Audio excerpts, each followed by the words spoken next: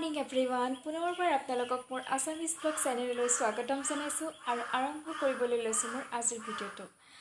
এতিয়া বাজিছে 6:30, গতিকে উঠা বহুত বেছি সময় হোৱা নাই।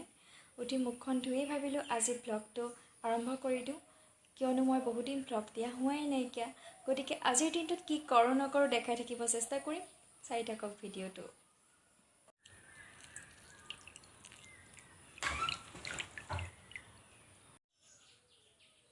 নেমু চৰবত, ৰাতিপুৱা চাহ নাখাওঁ যিহেতু সেইকাৰণে এগিলাচ নেমু চৰবত খাওঁ।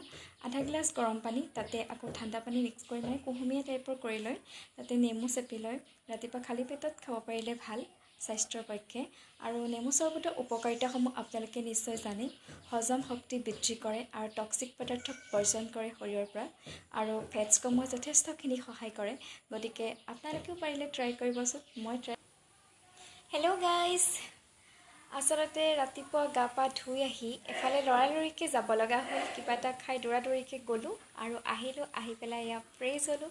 ফ্ৰেছ হৈ ভাবিছোঁ এতিয়া দুপৰীয়া আহাৰৰ বাবে কিবা এটা ৰান্ধোঁ আৰু আপোনালোকৰ আগতে শ্বেয়াৰ কৰোঁ। ব'লকচোন তেতিয়াহ'লে পলম নকৰি ভিডিঅ'টোৰ মাজলৈ যাওঁ। আজি বনাম বুলি ভাবিছোঁ কিছুমান থলুৱা আহাৰ, গতিকে তাৰ বাবে আজি আমাক লাগিব মাছৰ টেঙা বনাম বুলি ভাবিছোঁ। তাৰ বাবে মই মাছটো ধুই ভালকৈ তাত নিমখ আৰু হালধি মিঠাতেল অকণমান সানি দিছোঁ নুফুটিবৰ কাৰণে ফ্ৰাই কৰোঁতে। আৰু এইফালে আলু বইল কৰি ৰাখিছোঁ, তাৰপিছত আদা আৰু পিঁয়াজ আৰু এইফালে বিলাহী আৰু এইফালে সৰিয়হ তিয়াই থৈছোঁ, পাছত মিক্সিত মাৰি ল'ম। তাৰপিছত এইফালে বনাম বেঙেনাৰ লগত মাছৰ মাথা। তাৰপিছত তেনেকৈ কি বনাওঁ আপোনালোকক দেখাই থাকিম, চাই থাকক ভিডিঅ'টো। এতিয়া এখন মই কেৰাহী পাতি লৈছোঁ আৰু তাত অলপ মিঠাতেল দি লৈছোঁ। এতিয়া এনেকৈ এপিচ এপিচকৈ মাছ দি দিছোঁ।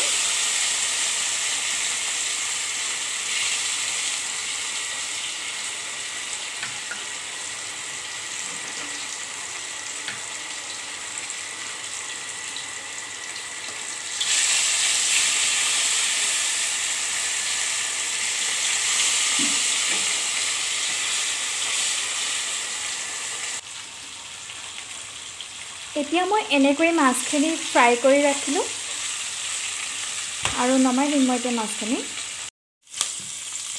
এতিয়া মই সৰু সৰুকৈ কাটি থোৱা পিঁয়াজটো ইয়াত লাহেকৈ দি দিছোঁ আৰু আদাটোও দি দিছোঁ।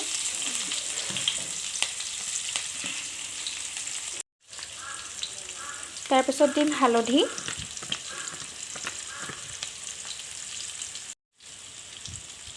আৰু অকণমান দিম জিৰা গুড়ি।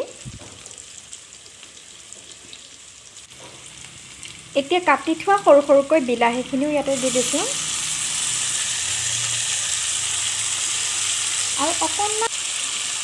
আৰু অকণমান নিমখ দি দিছোঁ ইয়াতে। আৰু এতিয়া বিলাহীটো সিজিবৰ বাবে মই এখন ঢাকন লগাই দিম।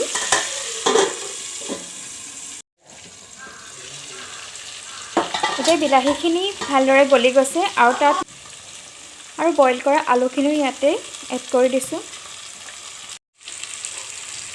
এতিয়া মই ইয়াতে গৰম পানী অলপ মিক্স কৰি দিম।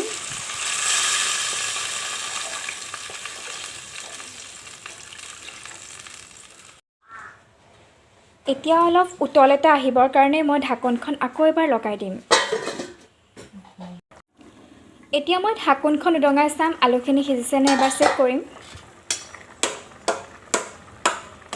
আলুখিনি যিহেতু সিজি গৈছে কাৰণ মই আলুখিনি বইল কৰি ৰাখিছিলোঁ। আৰু এতিয়া মই সেই সৰিয়হখিনি, বগা সৰিয়হ ইয়াত মই মিক্সিত পিচি আনিছোঁ আৰু ইয়াত মই এড কৰি দিম। বহুত বেছিও বগা সৰিয়হ নিদিব কাৰণ পাছত বেছি হ'লে তিতা হয়। আৰু এতিয়া ইয়াত মই সোৱাদ অনুসৰি নিমখ দিম। নিমখটো এবাৰ চাব আপোনালোকে জোখটো, কাৰণ মই বিলাহী সিজিবৰ কাৰণেও অলপ নিমখ দিছিলোঁ আৰু সেইকাৰণে নিমখটো অকণমান চাই চিতি দিব। এতিয়া এটা উতল আহিবৰ কাৰণে মই আকৌ ঢাকনখন লগাই দিছোঁ। এতিয়া মই এনেকৈ অকণমান লেমন জুচ উলিয়াই থৈছিলোঁ, ইয়াত মই দি দিম।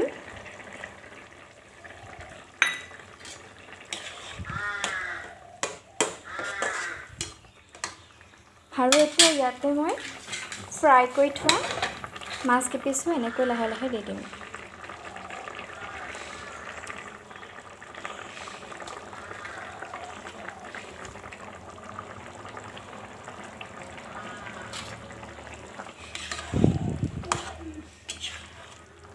এতিয়া ঢাকোনখন মাৰি অকণমান উতলটা আহিব দিম।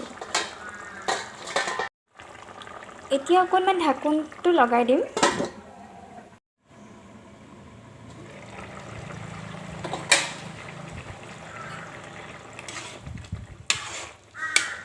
এতিয়া দেখিছে আপোনালোকে মোৰ টেঙা মাছৰ আঞ্জা খুব ধুনীয়াকৈ হৈ গৈছে।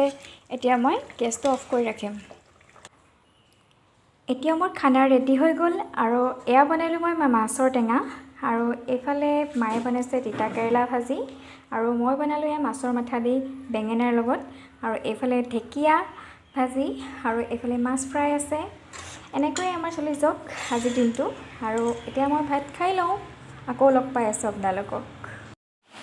মোৰ খোৱা বোৱা কৰা হৈ গ'ল ভাত আৰু টেঙা মাছৰ আঞ্জাখন খুব ভাল লাগিছিল, কিন্তু অকণমান জ্বলা হোৱা হ'লে বেছি ভাল লাগিল হয়। মই যিহেতু জ্বলা নিদিলোঁ, পাহৰি থাকিলোঁ আচলতে। আৰু এনেকৈ আপোনালোকে গৰম দিনত বনাই চাবচোন, আঞ্জাখন ভাল লাগে খাই।